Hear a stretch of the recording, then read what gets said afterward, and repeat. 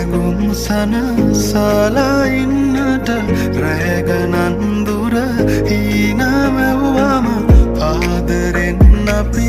ඉන්නේ කොමද වාරනා නැතුවම සදා අනේ ඉතින් මගේ නිසා බලාන ඉන්නවා සිතා මගේ නැතත් අනේ ඔයා හිමින් සිනාසිලා මෙහිත සනසවදෙනා නුඹ ළඟ හිඳ නෙතු සැලෙනා නුඹ මගේ කියූ කවිවා සනසාලන රෝජායා